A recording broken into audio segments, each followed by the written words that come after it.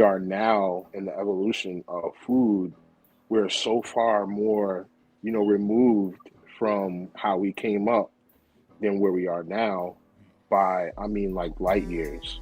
Because if you think about how we prepared foods back then, the way we do it now is more natural to how the food should be cooked. Back then, or me, I being raised in a black home, it's you everything is well done. You know what I mean? You cook your vegetables well done, you cook your steaks well done, you cook it, of course you gotta cook chicken well done, right? Yeah. Pork, all that stuff is cooked well done. Where now we're taught the more nutrients are in a less cooked state, so you don't cook your vegetables as much. Yeah. Because you lose the nutrients and you lose the additives that you need from that product to help your body, process it the natural way. But it's just crazy to me sometimes, and that's why I always ask. If I always ask chefs if they went to cooking school or not, because it helps me to see their journey in which they are to why they are where they are today. What are some of the dishes that has been traditionally a black household soul food, whatever you want to call it? Like, what have you done differently to a particular dish that was looked at as being unhealthy, but you put a new healthy twist to it? I'll take this one. Man, with me just being from the South, and having a background of loving a fish. My granddad, he's a fisherman. He's that guy that's gonna catch a bunch of fish on the Atlantic coast and go sell it on the Gulf Coast.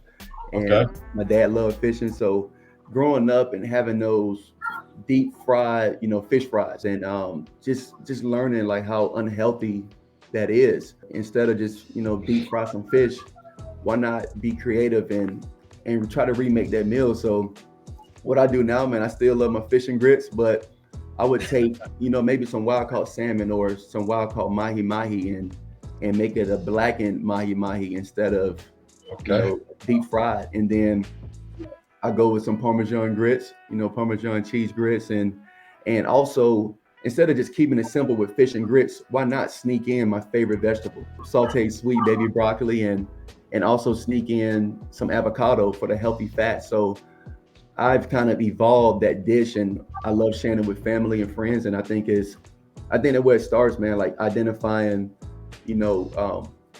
what we like to do, and does that hurt us or does that help us? And once we realize that that's not good for us, we can evolve that and change and grow and learn from it. No, I'm gonna need that recipe, though. That did sound really good, but I'm not gonna lie to you. In my head, I was sitting there creatively trying to dissect it and put it back together differently. Yeah. No bullshit. No bullshit. Yeah. Oh yeah. Also, man, I also throw an egg on there too, just to kind of get that savoriness, from the egg yolk. Mm-hmm. A pasture-raised egg, though. The biggest thing with cooking, soul food for us is identity. Is that you think you can't change it because it just changed the whole narrative of how you grew up on it. So, a lot of people don't.